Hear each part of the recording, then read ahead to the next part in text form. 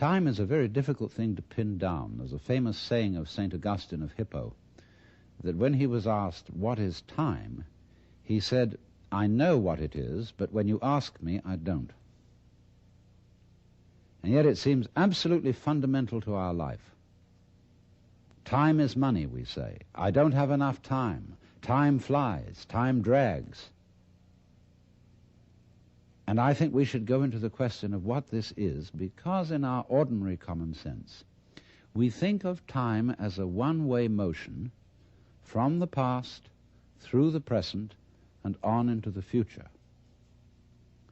And that carries along with it another impression, which is to say that life moves from the past to the future in such a way that what happens now and what will happen is always the result of what has happened in the past. In other words, we seem to be driven along. You know, once upon a time it was fashionable in psychology for people to speak of man's and animals' instincts.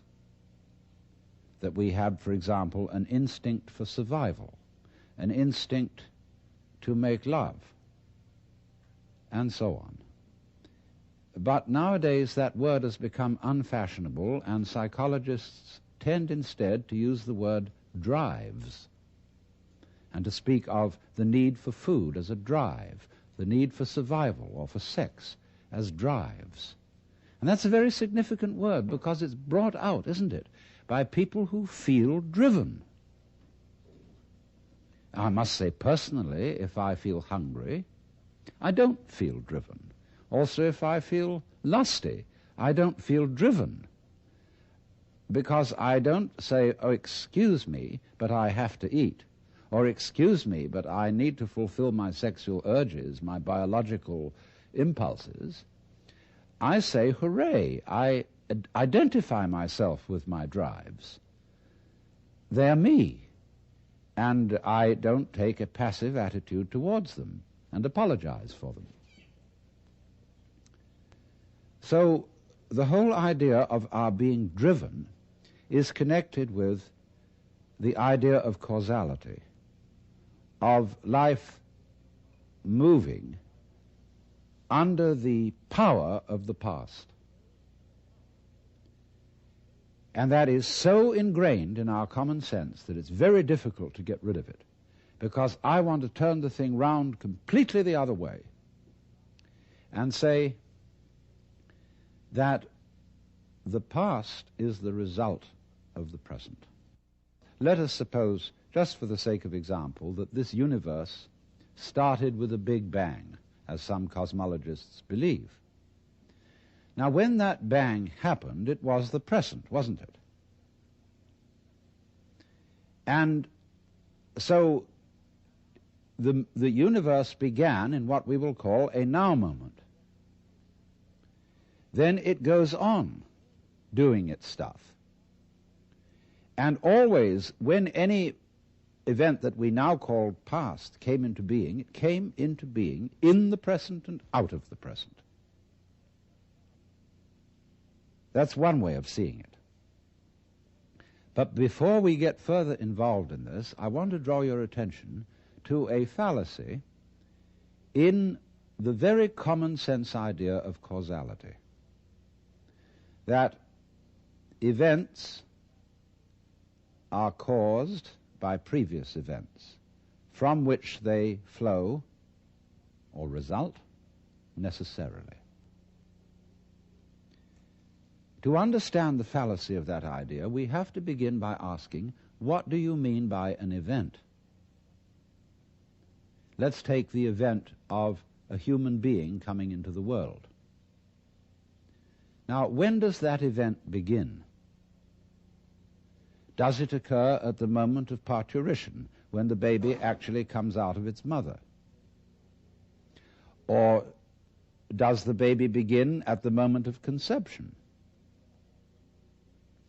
Or does the baby begin when it was an evil gleam in its father's eye?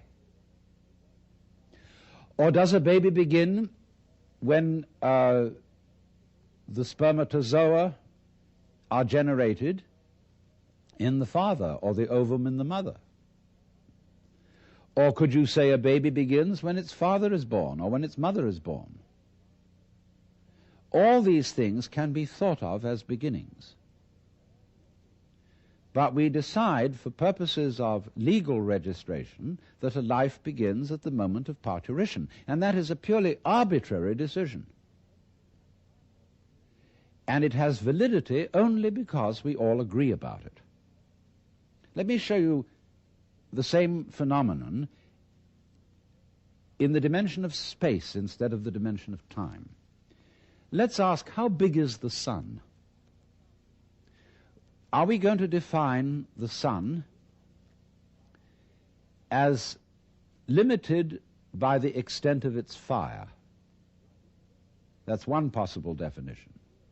But we could equally well define the sphere of the sun by the extent of its heat.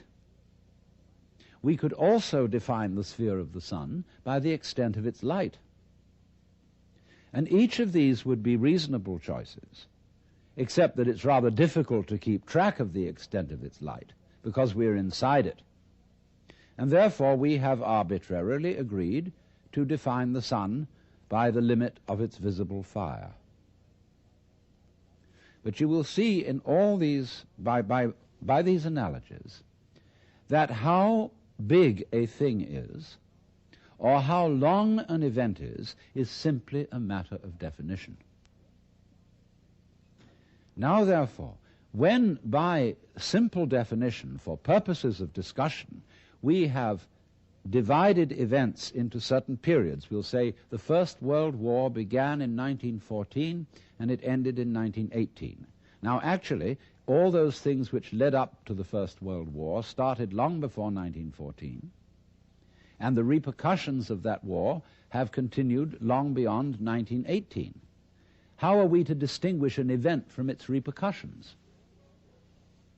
So you will see that because we have divided events from one another in this arbitrary way, we do that, and then we sort of forget we did it. And then we have a puzzle. How do events lead to each other? Because you see, in reality, there are no separate events. Life moves along like water. And it's all connected, as the source of a river is connected to the mouth and to the ocean. And all the events or things going on are like whirlpools in the stream. Because you go there today and you see a whirlpool. You go there tomorrow and you see a whirlpool. But it isn't the same whirlpool because all the water is changing every second. What is happening is not really what we should call a whirlpool, but rather a whirlpooling. It is an activity, not a thing. And indeed, every so-called thing can be called an event. We call, say, a house, housing. We call a mat, matting. And we could equally call a cat, a catting. So we could say the catting sat on the matting. And we would thereby have a world in which there were no things but only events. To give another illustration, a flame is something we say, there is a flame on the candle. But it would be more correct to say, there is a flaming on the candle, because the flame is a stream of hot gas. Let's take another amusing example. We say fist, and fist is a noun. And fist looks like a thing, but suddenly what happens to the fist when I open my hand? See, I was fisting. Now I'm handing it to you. So every kind of so-called thing can be spoken of as an event, and because events flow into each other, the fisting flows into the handing, we cannot say exactly where one ends and the other begins. So therefore, if we remember that, we shall see that we do not need the idea of causality to explain how a prior event influences a following event, because it's like this. Supposing I'm looking through a narrow slit in a fence, and a snake goes by I've never seen a snake before, and this is mysterious. And I see through the slit in the fence first the snake's head. Then I see a long, trailing body, and then finally the tail. I say, well, that was interesting. Then the snake turns round and goes back. And again I see first the head, and then after an interval the tail.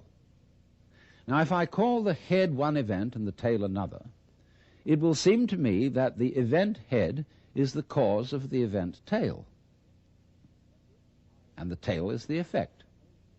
But if I look at the whole snake, I will see a head-tailed snake, and it would be simply absurd to say that the head of the snake is the cause of the tail, as if the snake came into being, first the head and then the tail. The snake comes into being out of its egg as a head-tailed snake. And so in exactly the same way, all events are really one event. We're looking, when we talk about different events, we're looking at different sections or parts of one continuous happening. And therefore, the idea of separate events which have to be linked by a mysterious process called cause and effect is completely unnecessary. But having thought that way, we think of present events as being caused by past events, and therefore we tend to regard ourselves as the puppets of the past, as driven along by something that is always behind us. Now, to overcome this impression, it's very simple. You begin again with an experiment which I suggested in a previous talk about meditation. Approach the world through your ears. If you shut your eyes and make contact with reality purely with your ears, I mean, it's kind of silly perhaps to shut your eyes when you're looking at television, but do it just for a moment. And you will realize that the sounds you are hearing are all coming out of silence. You hear, and it fades away, fades, fades, fades, fades, and finally disappears. It's a curious world, this, isn't it? Because you hear all the realities in it, the sounds, suddenly coming out of nothing. You don't see any reason for them to begin. They just appear, and then they echo away through the corridors of the mind, which we call memory. Now, if you open your eyes, it's a little harder to see this with your eyes because, unlike sounds, the eyes sound static. Or rather, they look static. Everything looks still to your eyes. But you must understand that the world you are looking at, say when you look at a light, that light is vibrating. All material things are vibrations, and they are vibrating at you now in the same way as the sound was vibrating on your ears. In other words, the present world that you see is a vibration coming just as the sound comes out of silence. The light is coming out of space. It's coming out of nothing straight at you now and echoing away into the past. So the course of time is really very much like the course of a ship in the ocean. Because here's the ship, you see, and it leaves behind it a wake.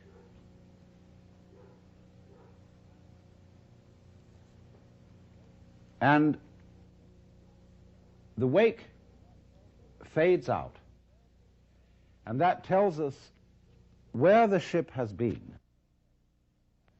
in just the same way as the past and our memory of the past tells us what we have done.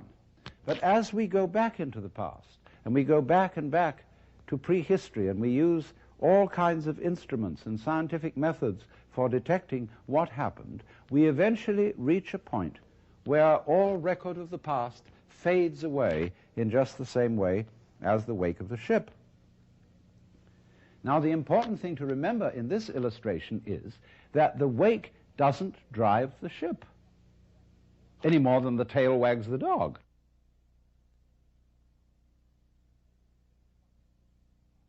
Supposing there's a neurotic, difficult child, and one school of thought used to say, well, bang him about, beat him up, and maybe he'll change. But then they said, oh no, that's not fair to the child to beat him up because it was his parents. They didn't bring him up properly.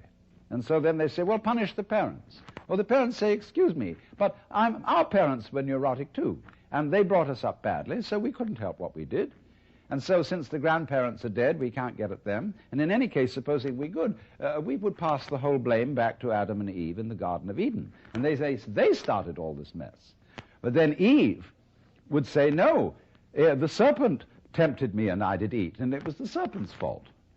Well, you know, when God, in the story of Genesis, asked Eve, didst thou eat the fruit of the tree whereof I told thee thou shouldst not eat? She said, oh, but the serpent tempted me, and I did eat. And God looked at the serpent, and the serpent didn't make any excuse. He probably winked. Because the serpent, being an angel, was wise enough to know where the present begins.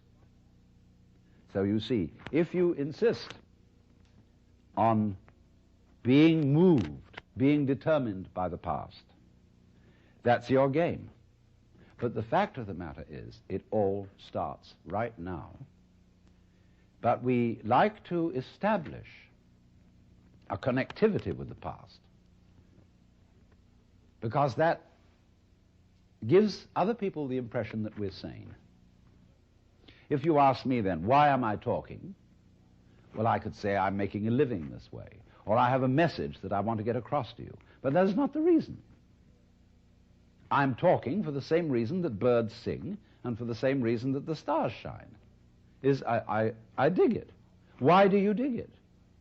Well, I could go on answering all sorts of questions about human motivation and psychology, but they wouldn't explain a thing, because explaining things by the past is really a refusal to explain them at all. All you're doing is postponing the explanation. You're putting it back and back and back and back, and that explains nothing. What does explain things is the present. Why do you do it now? Now, this is a slight cheat, because that doesn't explain it either. Because what happens now, just as the sound comes out of silence, all this comes out of nowhere. This is in connection with what I explained to you in another talk about the power of nothingness. All life suddenly emerges out of space, bang, right now. And to ask again, why does it happen, is an unprofitable question, because the interesting thing is not why, but what. What happens? Not why does it happen. I can say, well, I am doing this now because I did that then, and so I am producing for you a continuous line of thought. But actually I'm doing it backwards. I'm doing it always from now and connecting up what I do now with what I did so that you can see a consistent story. If I define myself as the whole field of events, we'll say the organism-environment field, which is the real me, then all the things that happen to me may be called my doing. And that is the real sense of karma.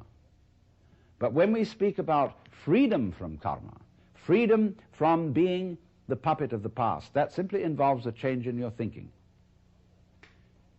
It involves, in other words, you're getting rid of the habit of thought whereby you define yourself as the result of what has gone before, and instead get into the more plausible and more reasonable habit of thought, in terms of which you don't define yourself in terms of what you've done before, but in terms of what you're doing now. And that is liberation from the ridiculous situation of being a dog wagged by its tail.